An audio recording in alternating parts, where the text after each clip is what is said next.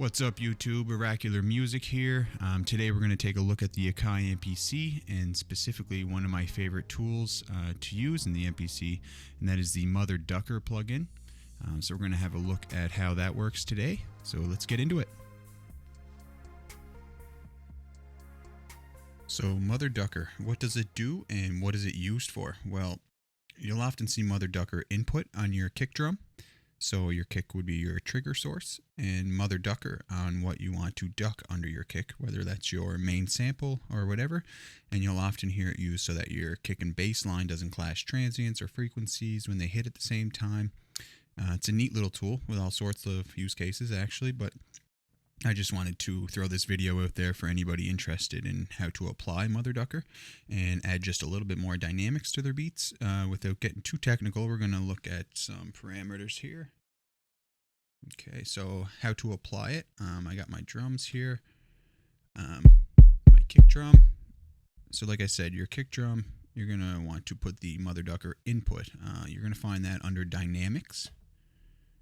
So we'll scroll down here into the input, and then on your sample or whatever it is you want to duck under your input, it's going to be the other option, which is just Motherducker. Okay. So if we look inside here, you're going to see a few parameters there to give you a little bit of control over how much compression to your signal that you're going to get.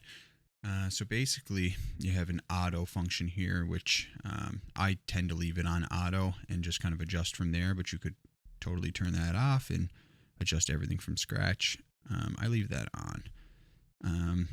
So let's take a listen here to I just got a little snippet here, a little loop without the Motherducker applied. Okay.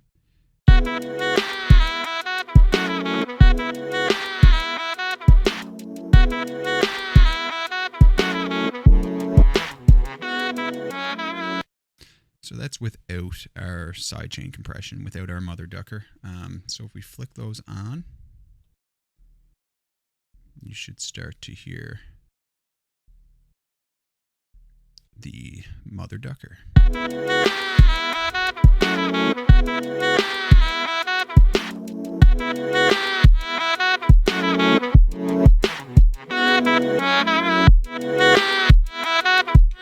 So I've exaggerated it there a little bit, just so you can see kind of what it's doing. You'll notice our little duck there. The more intense that you're applying it, so your threshold here, that's deciding when it's going to kick in. So obviously, the lower the decibels there, the sooner it's going to kick in, and the more intense. So you can kind of listen to how I work it in from it being less intense to more intense.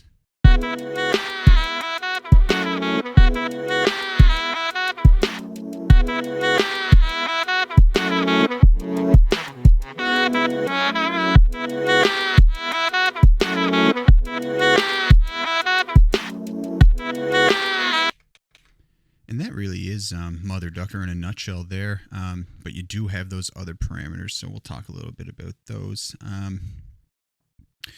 So your attack, the attack of the Motherducker, the sidechain, that's kind of going to allow you to adjust how soon you're going to hear it. I leave that pretty low because I like my kick to punch through and then get right back to the signal, but you certainly could raise the attack, and the Motherducker would take a little bit longer to kick in.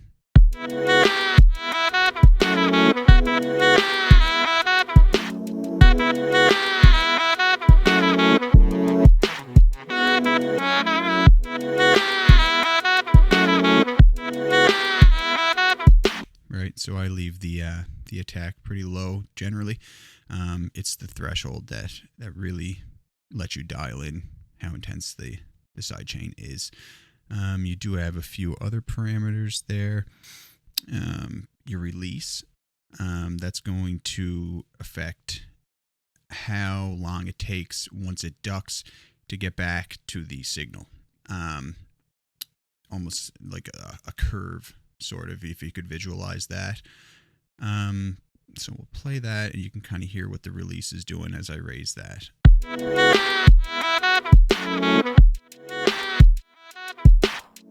If we really crank it up, you can hear it's ducking, and it's taking a long time for that signal to come back. So we'll lower it.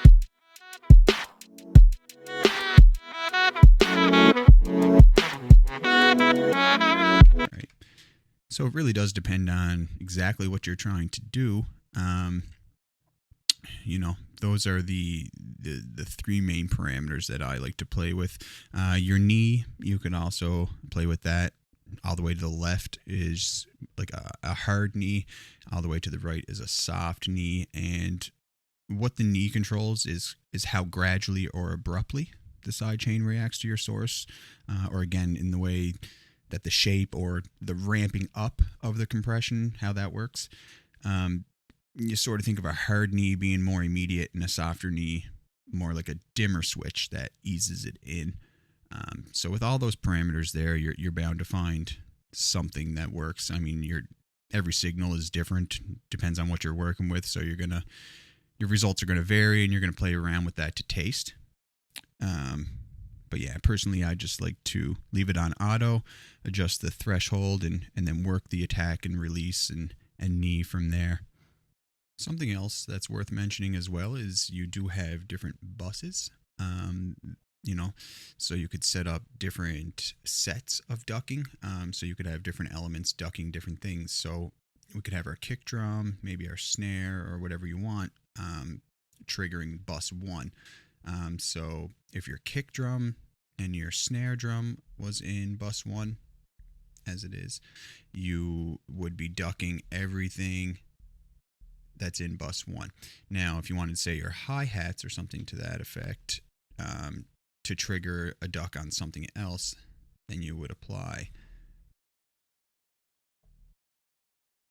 the input, change the bus to say 2, and then you would choose another element or another channel, and your Motherducker you would set to 2. So you could kind of get a whole different dynamic going on there by triggering different elements.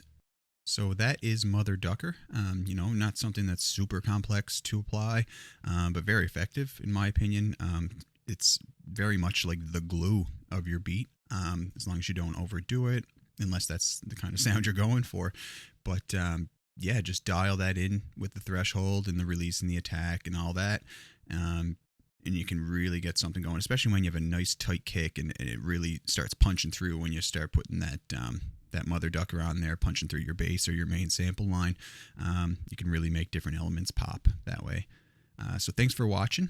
If there's anything else that you guys would like to see me cover, it doesn't matter how big or how small, I will do my best. Drop that in the comments. Give a like and subscribe, because I do plan on doing more videos in the future. Again, thanks for watching. Peace.